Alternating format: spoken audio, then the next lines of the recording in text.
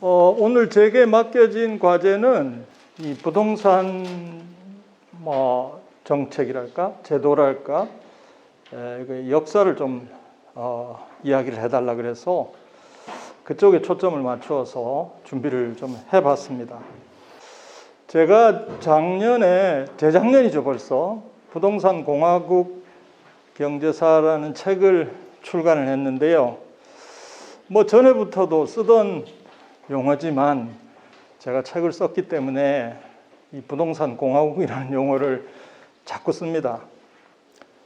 우리 한국이 부동산 공화국이라고 하는 증거가 우리 다 알고 있지만 자료를 통해서 입증이 된다 하는 걸 몇 가지 제시를 했는데요. 우선 하나는 땅값 수준이 세계 최고 수준이다. 그거를 어떻게 세계 최고 수준인지 증명할 거냐, 몇 가지 방법이 있는데요.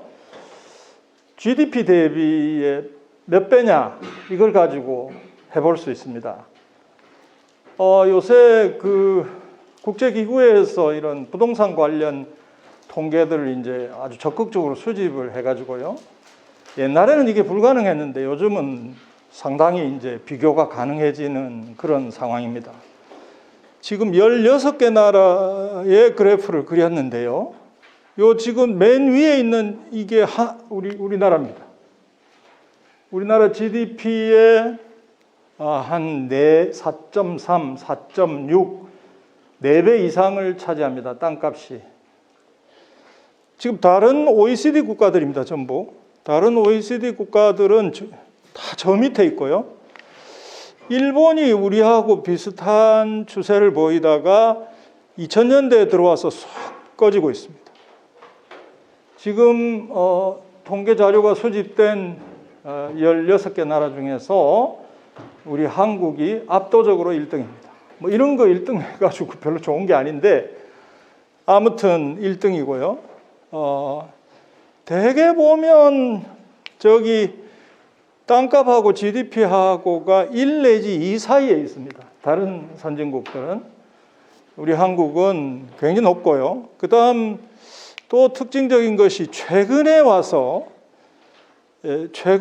이 배율이 급격히 올라가고 있다는 얘기입니다. 이건 아마 문재인 정부 들어와서 부동산 투기 열풍이 일어난 것의 반영이 아닐까 생각합니다.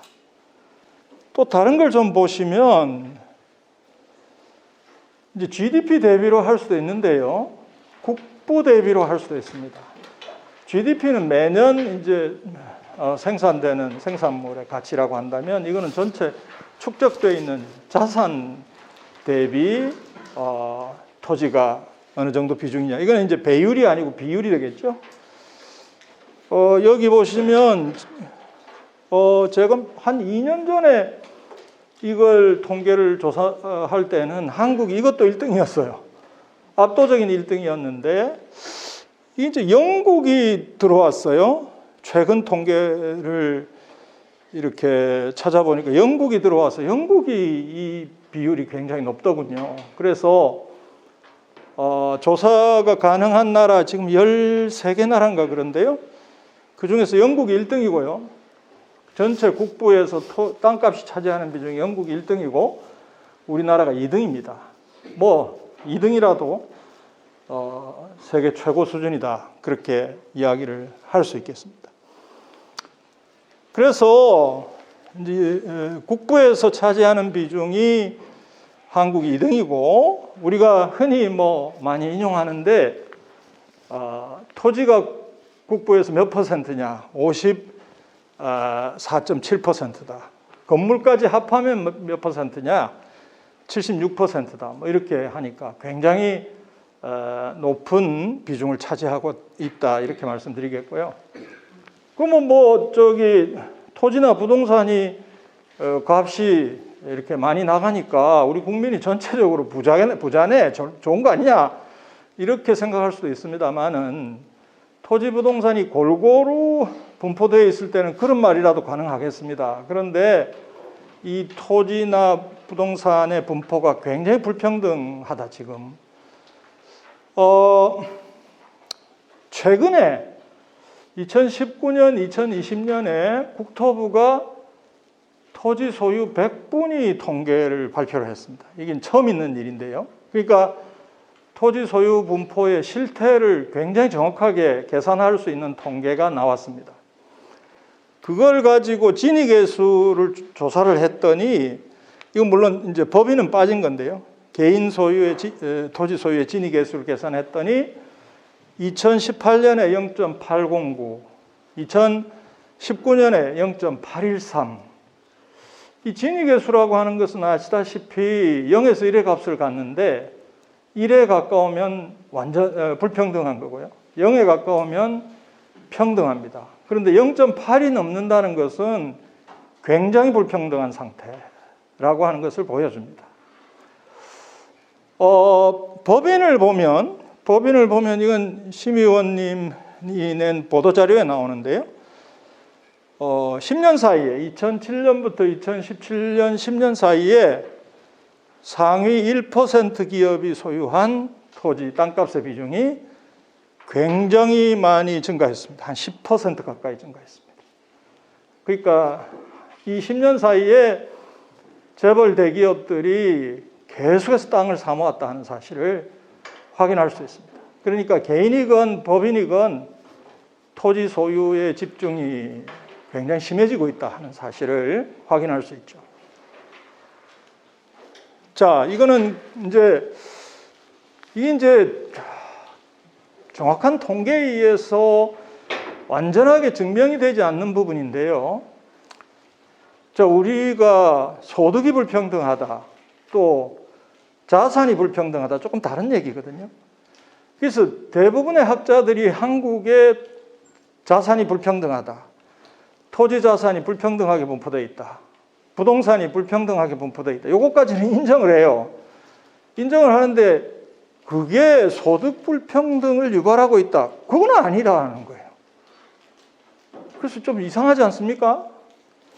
대표적인 분이 그 장하성 교수가 몇 년 전에 책을 내서 우리 한국에서 불평등 문제, 이 부동산은 자산 불평등의 원인이긴 하지만 소득 불평등에는 별 영향을 못 미친다.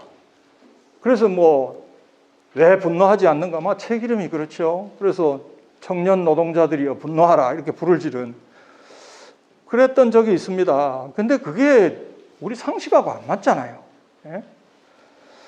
그게 이제 왜 그런가 했더니 그 사용한 통계 자료가 과소보고 가능성이 큰 자료, 표본 조사 자료를 이용을 했고, 그 다음에 부동산 소득이 우리나라 국민 계정에서 지금 정확하게 파악이 안 되고 있어요.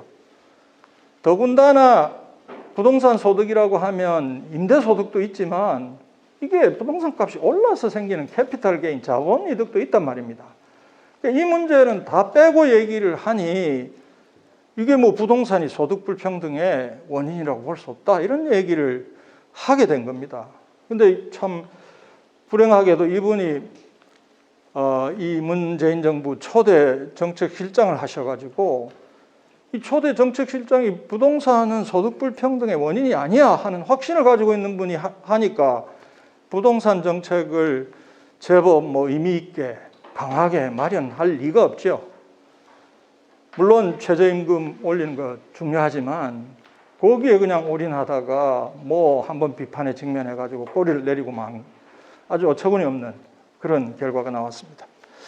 이거는 이제 국민 계정에서 얘기를 안 하니까 우리가 임대소득, 귀속 임대소득도 좀 집어넣고 또 캐피탈 게인도 넣어가지고 이게 소득 불평등에 미치는 영향을 한번 계산을 해봤어요. 제가 한 건 아니고요. 우리 대학 이진수라고 하는 지금 고려대학 박사과정에 있는 학생이 계산을 했는데 계산 잘합니다. 했더니 전체 진위계수에서 이 회색이 부동산이거든요. 예. 전체 진위계수 값에 부동산이 미치는 영향이 여기 보시다시피 2013년경에는 20% 아래로 내려갔다가 점점점 올라가서 거의 40%에 육박하고 있습니다. 물론 임금 소득이 가장 큰 영향을 미치긴 하지만 조금씩 그 기여도가 감소하고 있고요. 부동산은 급격히 올라가고 있습니다. 그 다음에 오른쪽은 이제 이게 각 소득이 1% 올라갈 때 진위계수가 몇 퍼센트 변하느냐. 이거 이제 한계 효과라고 하는 건데요. 그걸 해봤더니 그것도 좀 비슷합니다.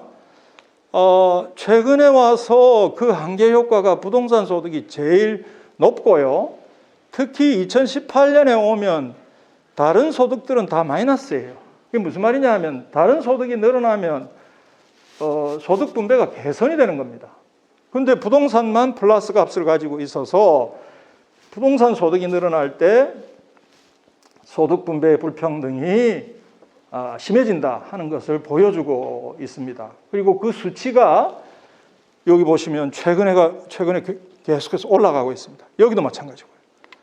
그래서 부동산 소득이 소득 불평등에 분명히 영향을 미치고 있다 하는 것을 확인할 수 있습니다. 이건 우리 상식에 맞는 얘기잖아요. 이거는 심상정 의원 보도자료를 한번 그래프로 만들어 본 거예요. 상위 1% 기업이 소유하는 비중, 그래프로 만드니까 상당히 뚜렷하게 그 비중이 올라가고 있다. 최근에 와서 조금 이렇게 떨어지는데요. 지난 2007년부터 2014년까지 한 12% 정도 올라갔습니다. 이거는 재벌 대기업이 이 10년 동안에 엄청난 토지 투기를 했다는 것을 보여주고 있습니다. 자, 그래서 이런 것들을 종합을 하면 이 부동산이라고 하는 것은 우리 경제에 굉장히 심대한 영향을 끼치고 있다. 그렇게 볼 수 있겠는데요. 조금 더 정리를 할 필요가 있습니다. 이게 왜 정리를 해야 되느냐 하면 자꾸 부동산이라 그러면 집값 문제라고 생각하고 어떻게 집값을 잡으면 다 해결나는 것처럼 이렇게만 이해하는데 그렇게 작은 그것도 큰 문제지만 그보다 훨씬 큰 문제라고 하는 사실을 좀 기억할 필요가 있겠습니다. 우선 방금 말씀드린 대로 자산 불평등 심화시키죠. 또 그것 때문에 소득 불평등 심화시키죠. 저기 말하는 양극화는 단순한 그 소득 분배 불평등만이 아니라 지역 간 불평등입니다. 지역 불균형 발전, 이거 굉장히 심하잖아요. 지금 앞으로 한 20년 있으면 지방 도시의 한 30%가 소멸한다는 겁니다. 올해 분명하게 드러났지만 앞으로 한 10년, 20년 사이에 지방의 대학들 반쯤은 문 닫는다는 겁니다. 지금 이런 게 바로 우리 눈앞에 다가오고 있어요. 그 양극화의 문제 있고요. 두 번째로는 주거비 올라가고요. 또 어떻게 해서든지 집을 마련하려고 무리하게 빚을 얻으니까 가계부채가 급격히 늘어납니다. 참여정부보다도 지금 한 2배 이상인데요. 그때 가계부채 때문에 나라가 망할 것처럼 온통 떠들었는데 그 2배 이상 가계부채가 늘었는데 이 위기감이 그때보다 훨씬 덜한 것 같아요. 그리고 기업이 무슨 연구 개발을 하고 생산적인 투자를 하고 이래야 그 경제가 활력 있게 돌아가고 성장률도 올라가고 일자리도 생기고 이럴 거 아닙니까? 그런데 기업들도 뭐 때문에 위험이 따르는 그런 투자를 하겠습니까? 땅을 사두고 아까 말씀드린 대로 땅 사놓고 가만히 기다리면 그거 계속해서 자기를 유지할 수 있고 확장할 수 있는데 뭐 때문에 위험한 짓을 하겠습니까? 기업들이 투자를 안 하는 거예요. 그리고 대신에 지대 추구에 몰두합니다. 임대료 올라가고요. 요즘 서울에서 이렇게 여기저기서 일어나고 있죠. 젠트리피케이션 일어나서 능력 있고 창의력이 있는 그런 사람들이 자기 사업을 유지를 못해요. 자영업자 압박합니다. 이 정부 초기에 자영업자 압박하는 게 최저임금 때문이다 이래가지고 온통 난리가 났는데 사실은 임대료 부담이 훨씬 더 중요한 비중을 차지한다고 볼 수 있겠습니다. 그래서 이런 것들이 전부 종합해서 결국 청년들이 결혼을 기피하고 출생률은 이제 1 이하로 떨어져가지고 이제 0.9 하더니 0.8대로 떨어지고요. 이게 이제 이렇게 되면요, 이게 국가의 장기 지속성에 문제가 생겼다는 겁니다. 뭐 우리 한국은 해방 이후에 계속 성장만 했기 때문에 이게 쇠퇴한다는 생각을 아무도 안 해요. 그런데 세계 역사를 보면요, 잘 나가다가 정체하고 쇠퇴하고 몰락한 국가가 한둘이 아닙니다. 그 점을 좀 기억해야 될 아주 심각한 시기에 와 있다, 저는 그렇게 봅니다. 그런데 좀 이 부동산 제도나 토지 제도에 대해서 우리 좀 역사를 사실 공부할 필요가 있겠더라고요. 그래야 좀 엉뚱한 이 혹세무민하는 그런 거짓말에 속지 않을 수 있다, 이렇게 생각하는데요. 아주 긴 역사입니다. 고려시대, 조선시대도 나오고요. 일제강점기도 나오고요. 그러다가 이제 농지개혁을 했고요. 그리고 이제 부동산 공화국이 성립했다. 뭐 이걸 큰 계기로 삼아서 조금 정리를 했는데, 간단하게 말씀드리면, 일본 제국주의가 우리나라를 식민지로 집어삼키기 전까지 우리 한국의 토지제도의 공식적인 원리는 국전제였습니다. 다시 말해서 땅은 국가의 것이다 하는 공식적인 원리가 고려시대부터 우리 조선 말까지 내려오고 있었다고요.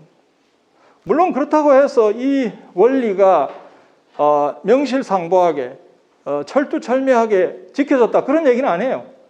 시간이 가면서 이 국전제의 원리가 형해화되고 사적인 토지 소유가 발달하고 거기서 문제가 생기고 대토지 소유가 생기고 뭐 그런 일이 있었어요. 그러나 공식적인 입장으로 이 국전제가 폐기된 적이 단 한 번도 없고요. 이걸 폐기시킨 것은 일본 제국주의입니다. 여러분이 국사 시간에 배우셨겠습니다마는 일본 제국주의가 조선을 식민지로 병합을 하고 제일 먼저 했던 사업이 토지조사 사업입니다. 이 토지조사 사업에 의해서 국전제의 원리가 이제 우리 사회에서 사라져 버렸습니다. 왜 그렇게 했냐? 그 배경이 있어요. 뭐 일본인들이 우리 한국에 들어와서 맘 놓고, 그죠? 뭐 땅도 사고 사업도 하고 뭘 하게 하려면 한국의 토지제도를 정비해야 된다. 한국 토지제도 이거 불투명하고 일본 사람들이 와서 땅 샀다가 이거 나중에 다 잃어버리는 거 아니냐, 이런 불안감이 팽배해 있었습니다. 일본은 한국을 영구식민지로 만들 생각이 있었기 때문에 본국에서 일본인들이 많이 들어오기를 기대했습니다. 그 요구를 충족시키기 위해서 한국의 불확실한 토지제도를 정비한다. 토지도 다른 물건과 마찬가지로 일물 일권적 소유권을 인정한다. 그리고 국가가 공적인 등기제도를 마련해서 그걸 보증해준다. 이런 정책을 펼친 겁니다. 그래서 이 토지제도가 이렇게 일제에 의해서 일종의 개편되면서 우리 한국에서 토지거래가 굉장히 활발해졌고요. 한국의 농민들이 자기들 가지고 있던 땅을 상실하고 소작농으로 전락하고, 심한 사람은 유리방황하고 뭐 도시로 나가고 만주로 가고 이런 일들이 일어났던 것이고, 일본 제국주의는 일본인 대지주, 조선인 일부 대지주를 활용해서 한국에서 지주 중심적인 농업 정책을 펼치고 쌀을 대량 증산해서 일본으로 가져가는 정책을 펼쳤던 겁니다. 그래서 일제 시대에는 이런 대토지 소유 혹은 식민지 지주제가 급속하게 발전했습니다. 그리고 그 이면에는 조선 농민들의 몰락, 빈곤, 유리방황 이런 것들이 같이 진행됐던 겁니다. 그러니까 해방이 되면서 그 당시 우리 국민들의 다수가 농민들이니까 제일 먼저 요구했던 게 뭐겠습니까? 나에게 땅을 달라. 나에게 땅을 달라 이거예요. 내가 일본 놈들 밑에 있을 때는 땅이 없고 일본인 지주한테 소작을 받아서 그렇게 농사 지어서 50%, 60% 소작료 바치고 정말 가난하게 어렵게 초근 목표로 연명했지만 이제 내 나라가 생겼으니 나에게도 땅을 달라는 거였어요. 이 요구를 무시할 수 있는 정치 세력은 당시 해방정국에서는 단 하나도 없었습니다. 우파라 하더라도 그걸 인정할 수밖에 없었고요. 결국 농지개혁이 시행이 됩니다. 농지개혁을 둘러싸고 이걸 지주한테 유리하게 할 거냐, 농민에게 유리하게 할 거냐 아주 치열한 논쟁이 있었습니다. 근데 결과적으로 봤을 때 지주에게는 불리하고 농민에게는 유리한 그런 농지개혁이 1950년 3월에 사실상 단행이 됐다 하는 겁니다. 그러니까 이렇게 되니까 일제 36년 동안 일본인 대지주를 중심으로 한 지주들이 지배하는 그런 아주 불평등한 나라에서 갑자기 소규모 농민들이 편만한 그런 지극히 평등한 나라로 변모했습니다. 이 농민들이 자기 땅이 생기니까 그때부터는 그야말로 열심히 일을 하는 거예요. 열심히 일을 해서 소득을 증가시키고 소득이 늘어나면 그걸 아껴 쓰고 저축해서 뭐 했겠습니까? 교육을 시켰어요. 마침 1950년대에 사회학자들이 그 농촌을 다니면서 실지 조사를 한 결과가 지금까지 남아 있어요.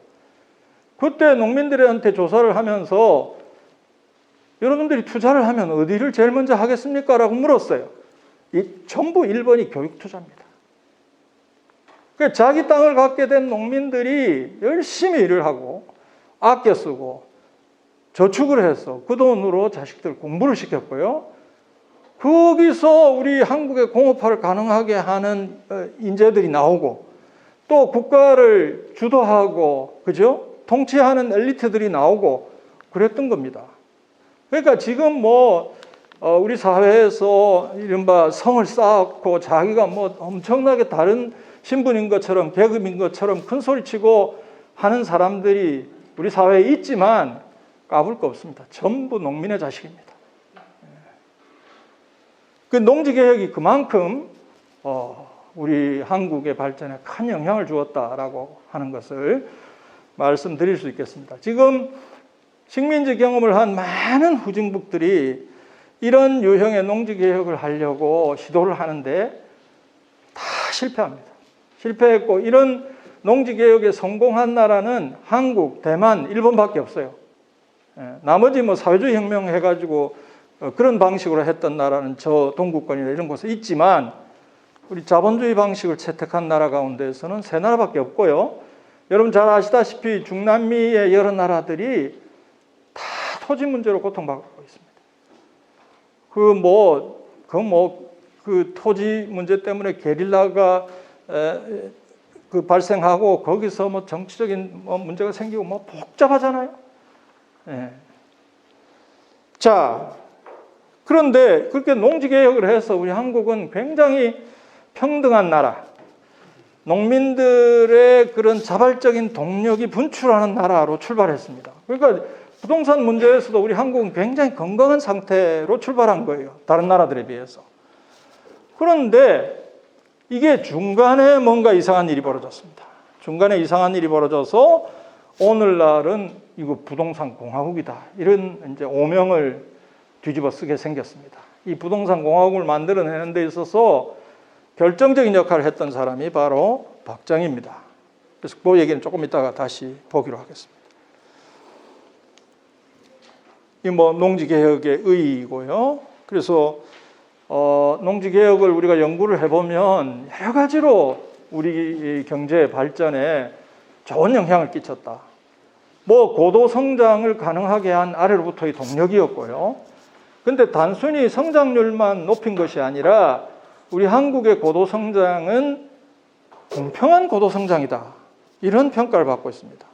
물론 그 이후에 이렇게 불평등이 심해졌지만 한동안 고도 성장을 할 때는 이게 분배 불평등이 안 나타나는 거예요.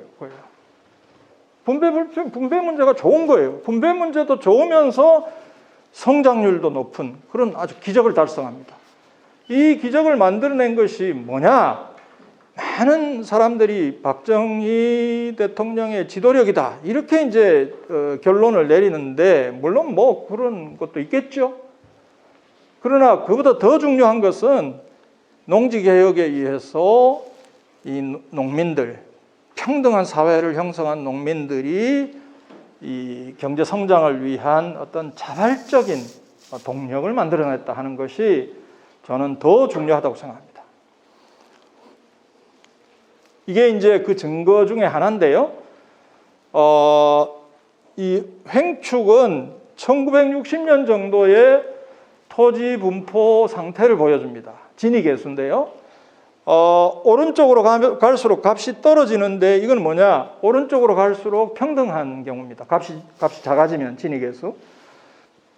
수직축은 1960년부터 2000년 사이의 장기 경제 성장률입니다. 그러니까 한 40년 동안의 경제 성장률이 어땠냐. 이래서 각 나라들의 통계를 찾아서 점을 찍었어요. 점을 찍었더니 상당히 의미 있는 상관관계가 나타난다는 것이 발견이 됐습니다. 여기 보시다시피 한국, 대만, 일본 이런 나라들, 아까 말씀드린 대로 우리 한국 방식의 농지개혁을 성공시킨 나라들입니다.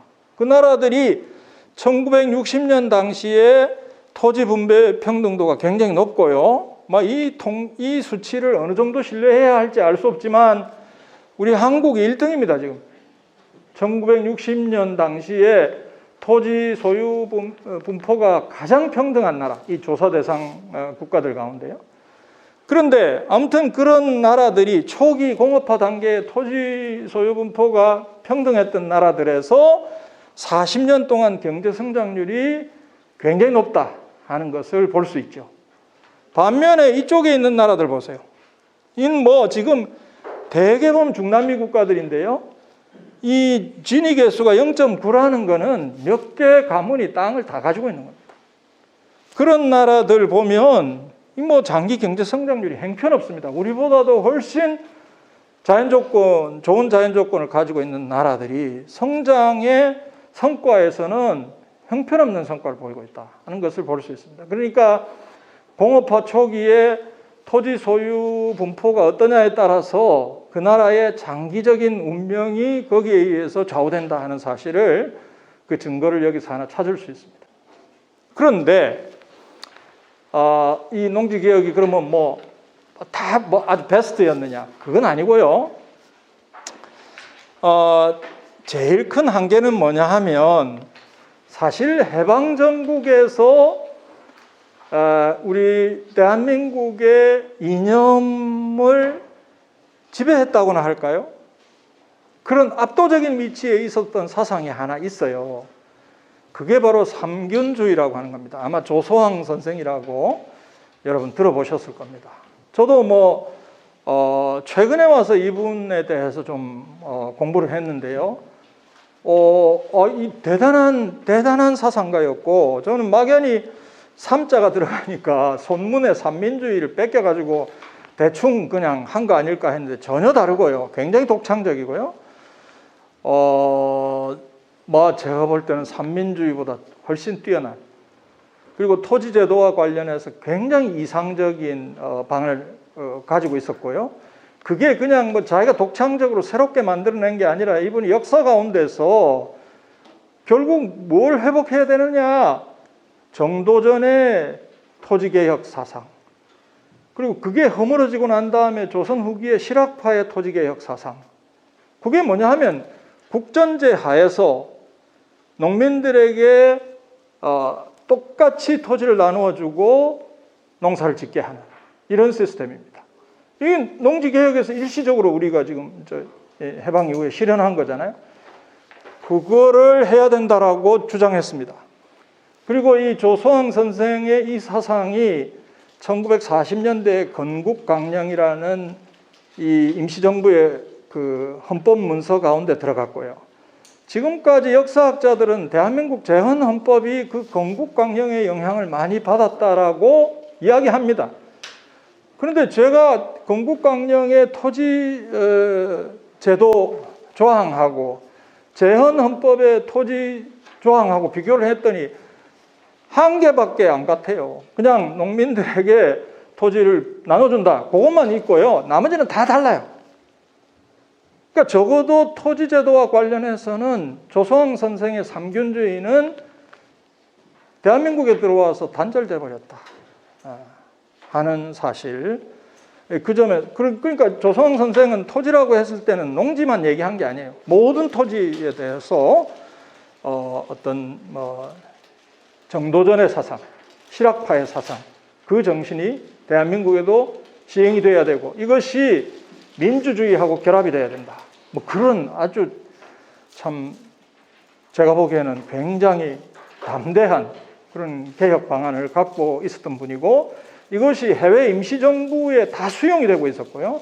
해방정국에서 전부 헌법에 관해서 논의하는 사람은 그분의 사상대로 해야 된다. 다 그렇게 믿고 있었어요.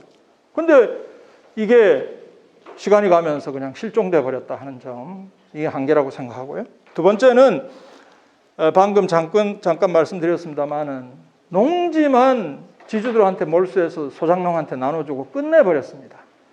근데 도시토지라든지 임야라든지 초지라든지 이런 데에서도 문제가 생길 수 있고 또 실제로 공업화 과정에서는 그쪽에서 생기는 문제가 훨씬 더 심각합니다. 근데 여기에 대해서는 우리나라는 아무런 대책도 세우지 않았습니다. 그냥 농지를 몰수해서 나눠주고 끝. 그래서 여러분이 아시는 대로 저런 토지에서 이제 문제가 생긴 것이죠. 그 다음, 이거는 이제 그 당시로서는 어쩔 수 없었는데요. 농지 임대차를 완전히 금지해가지고, 이제 자꾸 오늘날 현대로 오면 올수록 이게 농지 유동화를 시켜서 경영 규모를 좀 키우고 하는 이런 필요성이 농업본부에서 생기는데, 저것 때문에 그게 불가능해지고 어려워지는 이런 또 한계, 대농 경영을 곤란하게 만드는 한계도 안고 있었다. 그렇게 농지개혁의 한계를 지적할 수 있겠습니다. 그렇지만 뭐 그 정도만 해도 잘했다. 그 정도만 해도 잘했다. 그렇게 평가할 수 있겠습니다. 자, 그렇게 해서 이 토지 문제, 부동산 문제에서 잘 출발했던 나라가 우리나라인데요. 이게 이걸 이 상태를 모든 국민이 자기 땅을 가지고 있는 이런 상태, 혹은 모든 국민이 토지에 대한 권리를 똑같이 가지고 있는 이런 상태를 저는 평등집권 사회라고 불러요. 평등집권 사회. 농지개혁에 의해서 어느 정도 평등집권 사회가 우리 사회에 성립했습니다. 근데 이걸 깨뜨린 사람이 박정희 대통령입니다. 뭐 깨뜨리려고 해서 깨뜨리지는 않았겠죠. 그런데 어떤 일을 했느냐 하면 우선 도시개발을 하는데 굉장히 무분별하게 합니다. 여러분이 잘 아시는 오늘날의 강남, 이거 옛날에 영동이라고 불렸죠. 이거 뭐 초대형 도시개발 사업이었는데요. 이 전부 구역정리 방식으로 했습니다. 아마 전 세계 구역정리 사업 역사상 단 한 번도 없었던 초대형, 유례가 없는 초대형 구역정리 사업을 밀어붙입니다. 근데 이거는 뭐 어떤 목적으로 했느냐 하면 물론 뭐 서울의 인구 집중 문제를 해결하고 뭐 북한의 위협으로부터 벗어나고 어쩌고 저쩌고 뭐 이런 건전한 이유도 있었지만 사실은 그 내면을 보니까 경부고속도로를 건설하는데 부지를 마련해야 되겠다. 이 경부고속도로 부지, 오늘날 한남대교 남단에서 양재까지 그 부지를 확보해야 되겠다. 이런 목적이 있었고요. 두 번째는 정치 자금을 마련하려고 그 당시 정권이 강남에서 토지 투기를 합니다. 그래서 이런 어처구니 없는 목적 때문에 그런 초대형 도시개발 사업이 시행이 됐던 겁니다. 이거는 그 당시 서울시 기획관리관 도시계획국장을 역임했던 손정목이라는 분이 서울 도시계획 이야기라고 하는 책에 소상하게 그 스토리를 남기고 있어요. 그래서 이건 뭐 부정할 수가 없습니다. 뭐 드라마로 다큐멘터리로도 나왔고요, 책으로도 나왔고요, 영화로 강남 1970이라는 영화도 있습니다. 또 황석영 씨가 쓴 강남몽에도 나옵니다. 황석영 씨 소설은 사실 이름을 빼고는 90% 이상이 진실입니다. 한번 읽어보십시오. 그때 무슨 일이 벌어졌는지 아주 소상하게 재미있게 그렇게 풀고 있습니다. 자, 그러면서 이제 한강 주변에서 공유수면 매립 사업이라고 하는 한강 개발 사업을 펼칩니다. 이거는 1960년대 말에 김현옥이라고 하는, 그 당시 서울시장은 대통령 임명을 했죠. 김현옥이라는 사람이, 이 사람은 취미가 뭐냐 하면 뭐 이렇게 뭘 건설을 잘해요. 특히 도로 건설을 잘하는데 해가지고는 대통령을 모셔요. 그래가지고 테이프 탁 해놓고 제1번으로 대통령이 달리게 하고는 그 다음 달리고 난 다음에 내려서 잘했어. 요거 듣는 게 그 사람의 참 살아가는 목적이었습니다. 그러니까 막 여기저기 막 도로 뚫고 뭐 난리를 피웠는데요. 강변도로라고 하는 걸 한번 건설을 했어요. 그것도 이제 그런 목적으로 건설을 했는데 이걸 해놓고 보니까 강변도로는 도로 기능도 하지만 제방 기능도 하거든요. 그러니까 자연 제방하고 강변 새로 생긴 제방 사이에 움푹 패인 땅이 생긴 겁니다. 어라? 이걸 메꾸면 야 이거 괜찮네 해가지고 메꾸기 시작했습니다. 그래서 지금은 한강변이 뭐 이렇게 정비가 돼 있죠. 정비를 했다고 여러분 좋게 생각하실지 모르겠지만 그렇게 도로를 건설하면서 생긴 엄청난 공유 수면이 메꾸어졌습니다. 메꾸어지고 그 면적이 상당했기 때문에 거기다가 아파트 단지를 지었습니다. 여기 보시다시피 반포, 압구정동, 잠실, 동부 이촌동 전부 그렇게 지어진 겁니다. 아파트 건설을 위한 집단 택지가 이 공유수면 매립 사업에서 마련됐고요. 그러면서 이 공유수면 매립 허가를 받은 자들은 뭐 엄청난 이익을 얻을 수 있었고요. 그래서 이 공유수면 매립 허가를 둘러싸고 그야말로 치열한 경쟁, 뭐 이건 거의 복마전 그 자체였다 이렇게 볼 수 있겠습니다. 그 당시 권력을 가진 사람들은 다 이 사업에 뛰어드는 그런 사업이었습니다. 근데 이 공유수면 매립 사업에 의해서 결국 한강 연안이 전부 아파트 단지로 채워집니다. 그 외에 뭐 이제 1970년대 중반부터 강남 개발 촉진 정책을 벌이고요. 또 거기서 더 나아가서 국가가 지금 뭐 LH가 지금 문제가 되고 있습니다만은 이 주택공사를 시켜가지고 뭐 잠실, 반포, 그죠 도곡동 뭐 이런 곳에서 그야말로 초대형 단지를 건설하면서 150일 만에, 180일 만에 건설한다. 이런 뭐 대단한 작전을 펼쳤습니다. 이렇게 하면서 그야말로 이제 개발이 이루어지는 곳에 그 언저리에 땅이라도 사두면 뭐 막대한 불로소득이 생기고요. 이것과 관련한 정보를 미리 입수한 사람들은 뭐 몰려가서 그런 땅을 사고 그야말로 그 정보를 활용해서 엄청난 부를 얻게 되고 그러면서 이게 소수의 민첩한 자들이나 권력자들이 땅 투기를 해서 돈을 엄청 버네? 옆에 있던 보통 사람들이 나는 왜 못해? 또 뛰어듭니다. 이렇게 해서 점점점 국민들 중 다수가 토지 투기, 부동산 투기에 눈을 뜨게 되고 열심히 땀을 흘리고 돈을 벌고 저축해서 자기 집을 마련하고 자식을 공부시키고 하던 그 전통이 다 사라져버리고 국민들의 마음이 부동산 불로소득에 대한 탐욕으로 점점 채워지게 됩니다. 저는 이걸 가지고 부동산 공화국이라고 불렀던 겁니다. 자, 그래서 이런 무분별한 도시개발의 결과는 뭐냐?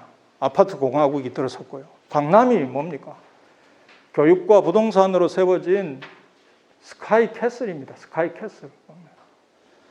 두 번째, 부동산 불패 신화가 형성됩니다. 역시 부를 축적하려면 부동산이야. 그거를 안 믿는 한국 국민이 있겠습니까? 네. 그리고 산업 구조가 토건국가의 특징을 띠게 됩니다. 토건국가라고 하는 것은 전체 산업 가운데 건설업의 비중이 기형적으로 큰 그런 현상을 가리킵니다. 그러니까 이 토건업을 하는 사람들의 이해관계가 경제정책, 부동산 정책에 굉장히 강한 영향을 미치고요. 그런데 그렇게 영향을 미쳐놓고 잘 하면 될 거 아니에요. 근데 이 체질이 취약하기 이를 데 없습니다. 단기간에 동대문 저쪽에서 벽돌 찍어내고 하던 사람이 재벌급 건설회사 주인이 됐다가 또 한 10년이 지나면 그냥 부도내고 몰락했다가 IMF 경제 위기 때 우리 한국의 건설 회사 가운데 단 한 개도 남기지 않고 다 몰락했어요. 다 부도났어요. 이런 일이 어디 있습니까? 그리고 토건국가 이데올로기에 사로잡힌 인물들이 양산됩니다. 그 인물의 대표가 누군지 아실 겁니다. 그죠? 이 사람은 30대 현대건설 사장을 하고 자기가 다 봤어요. 예? 이 토건업이 얼마나 이게 유리한 건지 다 봤고요. 실제로 정주영 회장한테 아파트 사업에 뛰어들라고 꼬시고 밀어붙이고 이렇게 한 사람이 그 사람입니다. 그러니까 이분은 대통령이 되고는 저 4대강 사업을 안 하면 안 되는 사람이에요. 뼛속 깊이 이 토건국가 이데올로기를 갖고 있던 분이에요. 그리고 사회 전체가 지대초구 사회가 되어버립니다. 그런 사람만이 아니라 그런 뭐 대통령, 그 주변의 인물들, 지금 상황도 얘기하고 싶지만 뭐 하여간 이 선거법이 뭐 난 잘 모르겠어요. 뭐 뭔 말을 할 수가 없어.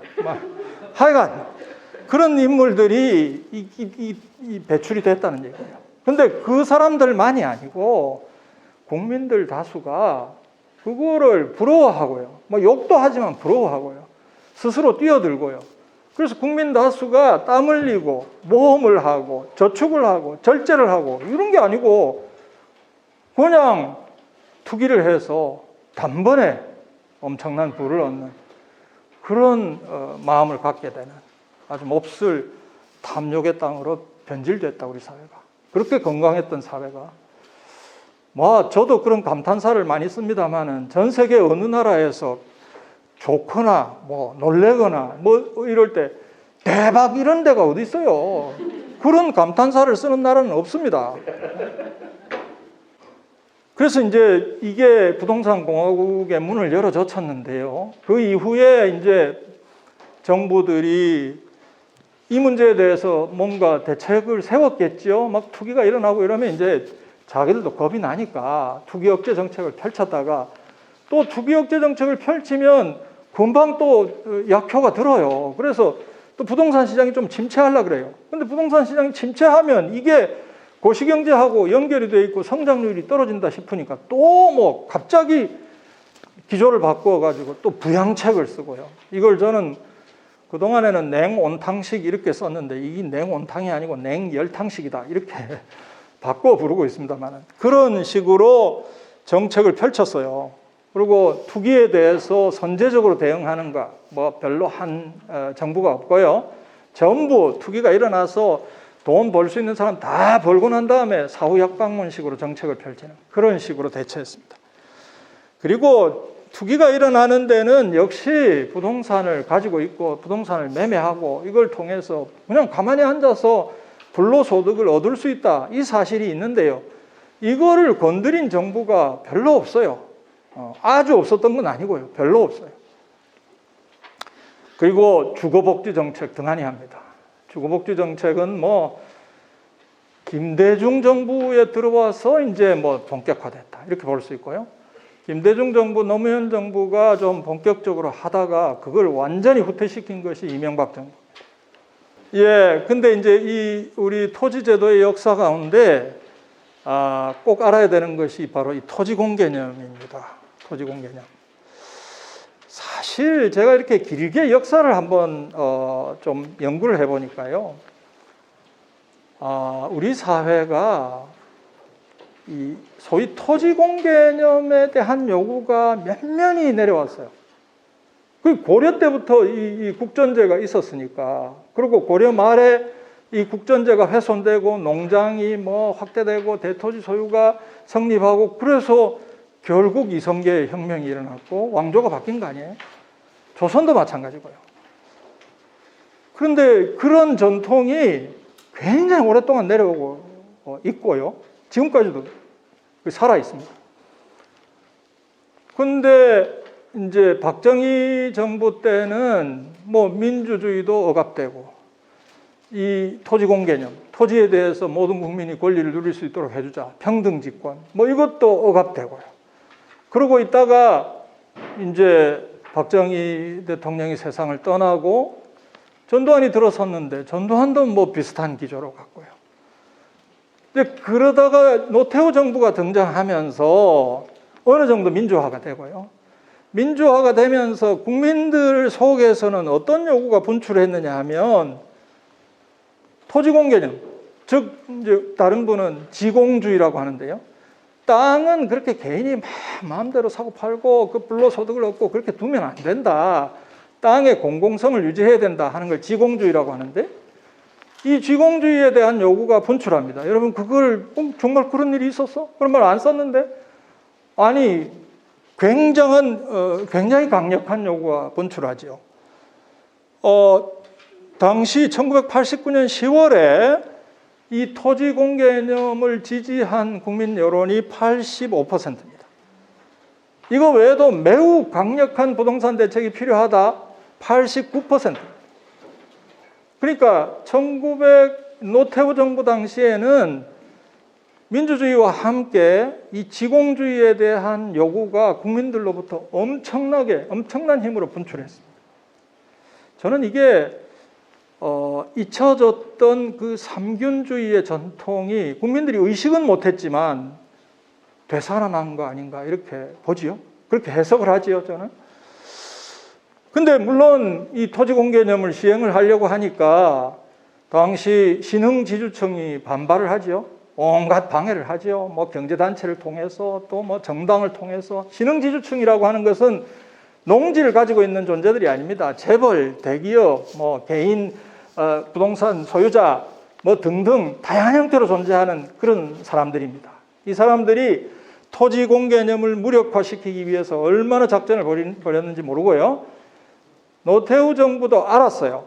이 지공주의를 실현하려면 토지 보유세를 강화해야 된다는 사실을 알았습니다. 그래서 종합토지세라고 하는 것을 그 당시 도입을 하는데요. 토지공개념 3법이라는 게 있고 종합토지세가 있습니다. 그럼 토지공개념을 제대로 실현하려면 이 토지세를 제대로 해야 돼요. 근데 이 종합토지세를 무력화시키는데 화력을 집중합니다. 이들이. 토지공개념 3법이 만들어졌지만 그거가 영향을 미치는 범위는 제한적이었고요. 진짜 강력한 무기는 아주 약해지는 그런 결과가 나왔지요. 그 당시 문헌들을 한번 제가 다 찾아봤어요. 논문들이나 한번 이 논설들을 찾아봤더니 재밌는 게 있는 게요. 이 토지공개념을 지지했던 세력이 있는데요. 정통좌파는 안 해요. 뭐 정통좌파는 엉뚱한 거예요. 야 그런 그 계량주의적인 과제야. 이러고 관심이 없어요. 근데 예를 들면 경실련 같은 단체 또는 학자들 중에 이제 토지공개념에 관심을 가지고 논문도 쓰고 하는데 굉장히 제가 보기에 인상적인 것은요. 토지공개념을 재벌 대기업의 문제로 보고 있었어요. 그냥 주택 문제로 본 게 아니에요. 재벌 대기업들이 막 땅 투기를 하고 땅을 끌어모으고 이게 문제다. 기조가 그랬습니다. 그분들의 요즘은 그런 게 잘 안 나와요. 전에 보니까 심상정 의원은 그게 포인트다 이렇게 강조를 하시던데 저는 정확하게 잡았다고 보고요. 근데 그런 사람이 별로 없어요. 부동산 문제는 그냥 집 문제다, 집값 문제다 이렇게만 생각하고 말아요. 근데 실제로 재벌 대기업이 어떻게 토지 투기를 하고 있고 우리 사회의 권력자들, 부자들, 세력가들이 어떻게 주택이 아닌 빌딩이나 토지에서 무슨 짓을 하고 있는지 지금 안 알려지고 있어요. 그런데 거기서 더 큰 일이 벌어지고 있을지 모릅니다. 근데 이 당시에는 그거를 인식하고 있더라고요. 이제 노태우 정권은 뭐 그 당시 사회가 이렇게 무너질지 모른다 하는 위기의식이 있었던 것 같고 이런 분출하는 지공주의에 대한 요구를 제한적으로나마 받아들입니다. 계속 방해를 하고 또 이러니까 이게 뭐 타협이 이루어지고 진짜 해야 될 거는 제대로 못하고 변칙적으로 하는. 그래서 이 토지공개념 3법이라는 게 이제 이름이 좋아서 나왔는데요. 이거는 사실은 준조세 위주로 간 예외주의적 입법이다. 정통세법을 통해서 한 게 아니라 예외주의적인 입법. 적용 대상이 그렇게 많지 않아요. 그런 식으로 토지공 개념이 우리 사회에서 등장했습니다. 그런데 이게 이제 결정적으로 후퇴하게 되는 것이 김대중 정부 때입니다. 저는 민주주의와 시장 경제의 병행 발전, 이 김대중 정부의 캐치프레이즈잖아요. 대단히 잘못된 거라고 봅니다. 김대중 대통령이 조소왕 선생도 알았을 터이고 그분의 삼견주의도 난 알았다고 봅니다. 근데 어째 저렇게 갔을까? 그래서 민주주의는 상당히 발전시켰지만 그 두 개를 병행 발전한다고 하면서 그야말로 이때부터 우리 사회의 신자유주의가 퍼지기 시작했다. 이때부터 퍼져서 이제 거스를 수 없는 대세로까지 오랫동안 우리 사회를 지배하는 그런 흐름이 됐다고 보는데, 저는 사실은 김대중 정부가 민주주의와 지공주의의 병행 발전 이런 대담한 캐치프레이즈를 내걸었어야 한다고 생각합니다. 그런데 이제 특히 더 유감스러운 것은 김대중 정부가 토지공 개념 3법 가운데 두 개를 자발적으로 폐지해 버렸어요. 그러니까 토지공 개념을 폐지한 것이 김대중 정부입니다. 근데 이게 어떤 의미가 있느냐 하면요, 사실 별 문제가 아니거든요. 토지공 개념 3법이 다 위헌 내지 헌법 불합치 판정을 받았어요. 그런데 헌법재판소에서 그 토지공 개념이 잘못됐다라고 한 게 아닙니다. 토지공 개념은 우리 헌법의 정신이다. 우리 헌법은 122조의 토지공 개념 조항을 갖고 있다 해놓고 새 법에서 법기술상 과잉금지의 원칙을 위배했다 어쩌다 이런 그 법기술상의 문제를 지적했고, 그럼 그 지적을 받았으면 고쳐서 유지를 하면 되는데 문제는 그것이 위헌 판정을 받았다라고 하는 것의 정치적인 효과였습니다. 그래서 이걸 추진하는 정치 세력은 결정적인 타격을 입게 되고요. 그 다음부터는 이 김대중 정부처럼 자발적으로 폐지해버리고, 그 다음에는 토지공 개념 입에 올리는 것만도 벌벌 겁을 내고, 그죠? 그래서 다시 토지공 개념이 우리 사회에서 하나의 중요한 의제로 등장한 것은 20년이 걸렸습니다. 그때 이후로 20년 만에 등장했고, 문재인 대통령이 2018년 3월에 대통령 개헌안 속에 토지공 개념을 명기하는 조항을 기록해 넣었습니다. 잘한 일이죠. 잘했는데 잘한 게 그거 하나밖에 없어요. 조금 이따가 보겠습니다. 네, 그리고 이제 그 당시 IMF 경제 위기를 극복한다는 명분 하에서 부동산 투기를 억제할 수 있는 장치들이 여기저기 있었는데 김대중 정부 때 다 해체했다는 거 아닙니까? 그러니까 그 다음 김대중 정부 다음에 투기 광풍이 일어나는 그는 필연적이었고요. 그 투기 광풍을 해결하느라고 임기 내내 고생했던 정부가 노무현 정부다 이렇게 보죠. 이건 노무현 정부 부동산 정책인데요. 저 사람 저렇게까지 얘기할 수 있나? 하여간 정책 내용을 좀 말씀드릴게요. 여러분들이 노무현 정부 부동산 정책에 대해서 굉장히 부정적으로 생각하시는 분들이 많이 있다는 거 압니다. 그런데 보시면 노태우 정부 때 토지공 개념 정책하고 달리 노무현 정부는 통상의 세제 수단을 활용했습니다. 그러니까 부동산 불로소득에 대해서 전공법을 채택했고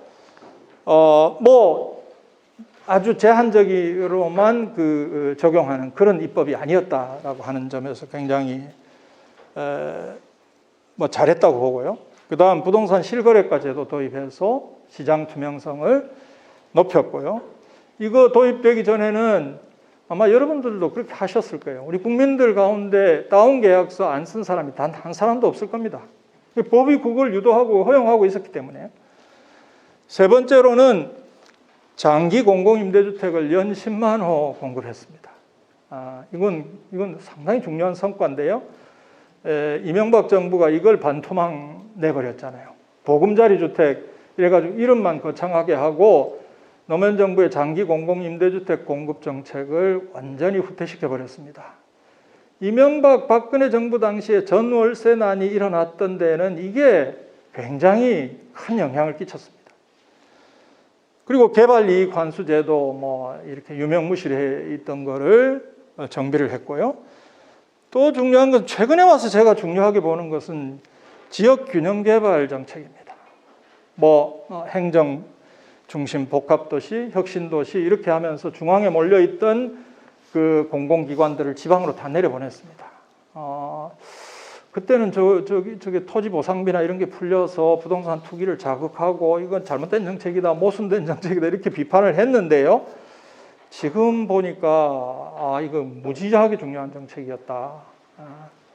그렇게 생각을 하죠. 그리고 뭐 이건 뭐 그렇게 정책적인 의미는 없지만 토지 소유 분포, 아까 말씀드린 대로 뭐 토지 소유 백분위 통계 이런 거가 발표되는 계기가 노무현 정부가 공개했습니다. 이때부터 이제 공개되기 시작했습니다.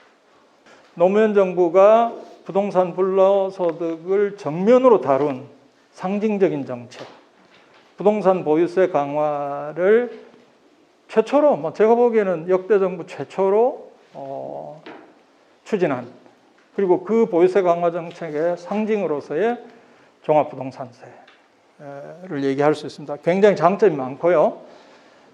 그런데 역시 이제 우리 사회 기득권 세력은 동물적인 감각이 있어요. 그러니까 자신들의 기득권에 가장 큰 타격을 줄 수 있는 정책이라고 본능적으로 깨달았습니다. 그래서 당시 종합부동산세가 도입되고 과세되고 이런 과정에서요, 그 신문을 여러분이 혹시 기회에 있으면 한번 보십시오. 거의 매일같이 일면 톱으로 종부세 비판이 나옵니다. 그건 무슨 얘기냐? 이 정책이 정말 위협적이구나 하는 것을 알았다는 얘기고요. 그때 등장한 것이 세금 폭탄론이고, 요즘도 뭐 대도 않은 뭐 이상한 세금 폭탄론, 뭐 1주택자도 뭐 폭탄이다 어쩌고 뭐 이런 얘기가 나오는데, 그 기원이 바로 이때입니다.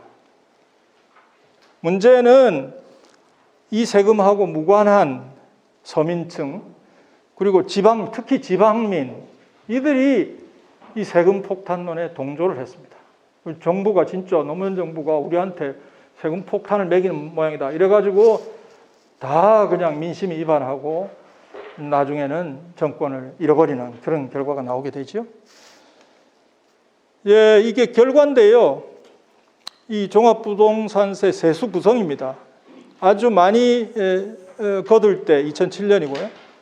요게 문재인 정부 출범하기 직전입니다. 여기 보시면 가장 많이 거둘 때가 주택이 중심입니다.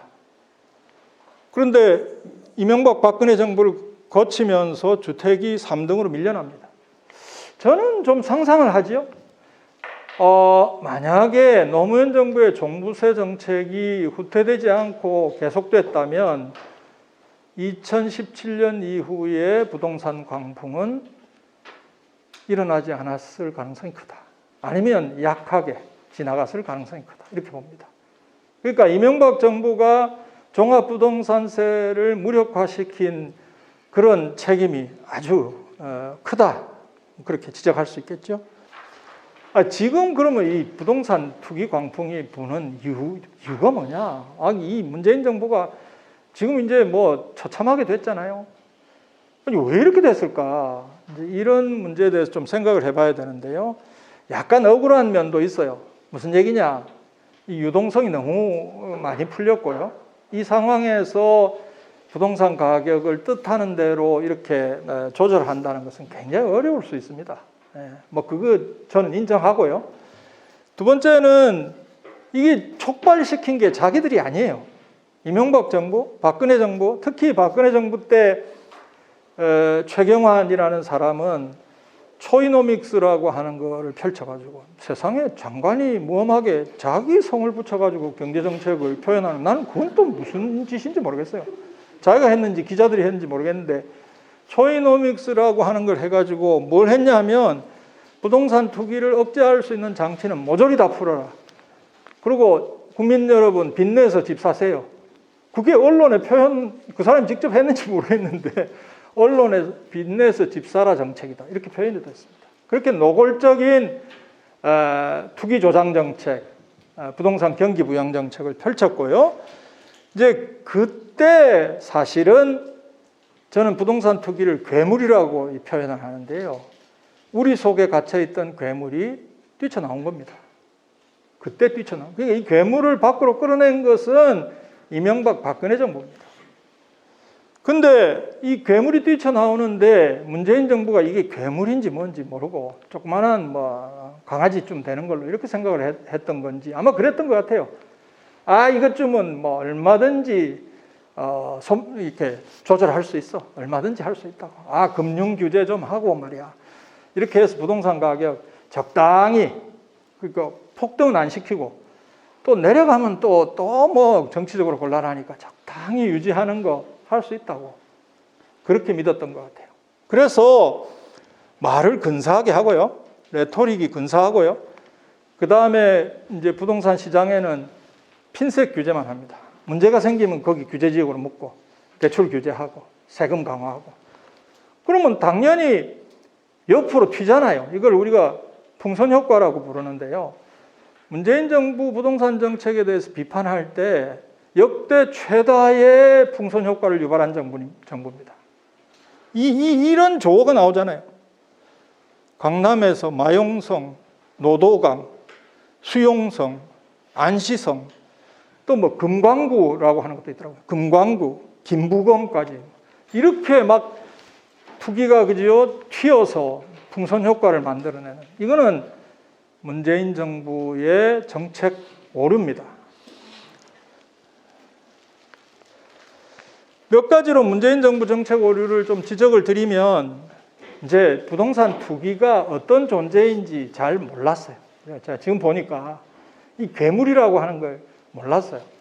보통 수단을 가지고는 이걸 제어할 수 없다. 그런 인식이 없었어요. 부동산 정책이라는 거는 적당히 아까 말씀드린 대로 가격 좀 이렇게 조절하고 거기다가 주거복지 정책 약간 덧붙이면 되는 걸로 이렇게 생각을 했습니다. 두 번, 이게 이제 그 얘기고요. 이거는 경향신문 그 당시 만화입니다. 당시 부동산 부자들, 재벌들 이런 사람들이 불로소득 주도 성장 만세 하고 이렇게 외치는 저는 만화가들이 경제학자 100명보다 훨씬 더 똑똑하다고 생각합니다. 그리고 투기를 유발하는 이율배반적인 정책 펼쳤죠.